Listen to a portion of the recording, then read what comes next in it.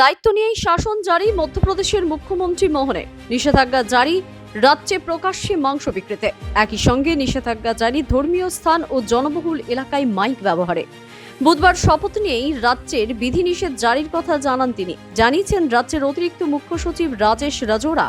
তিনি জানিয়েছেন মুখ্যমন্ত্রীর আসনে বসেই প্রথম এই নির্দেশ দেন মোহন। যদিও মোহনের এই সিদ্ধান্তে হিন্দুত্ব আবেগ দেখেছেন রাজনৈতিক মহল।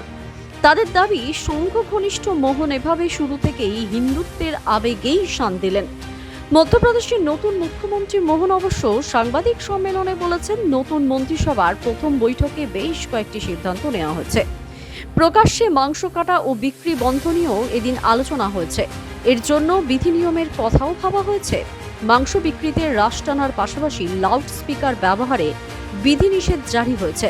এ ব্যাপারে অতিরিক্ত মুখ্য সচিব রাজোরা বলেছেন, সুপ্রিম কোর্ট ও ন্যাশনাল গ্রিন ট্রাইব্যুনালের নির্দেশেই ভিত্তিতেই এ ব্যাপারে পদক্ষেপ নেওয়া হয়েছে। বুধবার মুখ্যমন্ত্রী হিসাবে শপথ নেন মোহন। ভোপালের লাল প্যারেড গ্রাউন্ডে তাকে শপথ বাক্য পাঠ করান রাজ্যপাল মঙ্গুভাই প্যাটেল। এরপরই রাজ্য সরকারের তরফে একটি নির্দেশিকা জারি করা হয়। তাতে কোন এলাকায় কত ডেসিবেল মাত্রায় লাউড স্পিকার বাজানো যাবে তা বেঁধে দেওয়া হচ্ছে। একই সঙ্গে রাত 10টা থেকে সকাল 6টা পর্যন্ত লাউড স্পিকার ব্যবহার করা যাবে না বলেও জানানো হয়েছে।